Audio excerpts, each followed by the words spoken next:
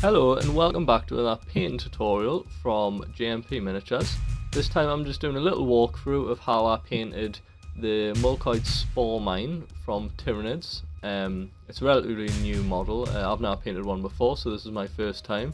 So to start off, I'm priming it with the usual white primer from Vallejo. I'm using an airbrush to do it. And then I go ahead and base coat the model with pale flesh from Vallejo. I'm following the same method that I would usually go about painting this type of Tyranid, but I kind of go in a different direction with it being a spore mine and add some extra little colours in there later on. So like I said, I'm just base coating this with pale flesh to give a nice flesh tone, and then I'm going to add some contrast in there with a wash. So I'm using skin wash from Vallejo. This is watered down 1:1, so 1 part wash to 1 part water. I'm just coating all the skin areas with this, including the tentacles. Everything gets covered.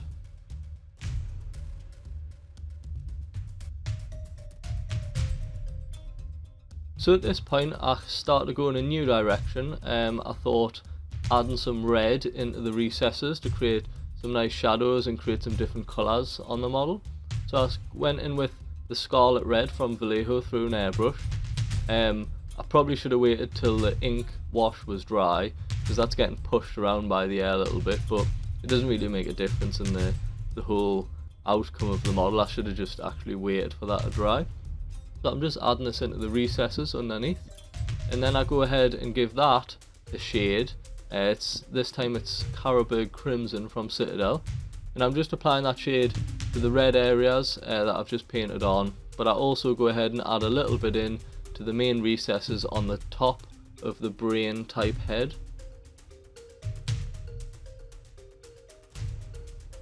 And then once all this is fully dry, I get a large dry brush and I get the pale flesh back from Vallejo and dry brush all the skin areas of the model. Obviously leave the red bits, we'll use a red colour for them, but I go ahead and use it on the tentacles and all over the top of the head.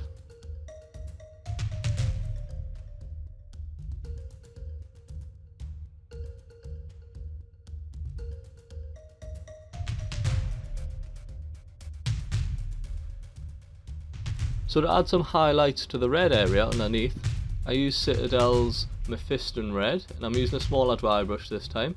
And I'm just giving some of the higher areas a light coating of this Mephiston Red, just to add a little bit of contrast and definition.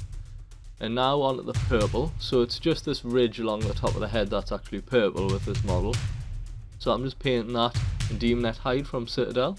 This is just the base coat, and then we'll go ahead and dull that down because it's a bit bright, so we're going to use some black ink from Vallejo, and this is also watered down the same as the other ink. It's 1 part water to 1 part ink, and I'm just going over the purple area. Once this dries, it'll dull the colour right down, and we can go ahead and work on something else while that's drying. So I'm working on the claws here. I'm using Mephiston Red again from Citadel, and I'm just basically base coating all these claws. And once they're dry, we can come back in with a wash for them. So to highlight the purple area back on top of the head, I'm using Daemonette Hide again, so it's not too much of a strong highlight, it's just a nice subtle one, and I'm dry brushing that on all the points and all the raised areas. And then I go ahead and shade those claws with some Reikland Fleshshade. I aim most of the wash towards the bottom of each claw, to give it a nice effect.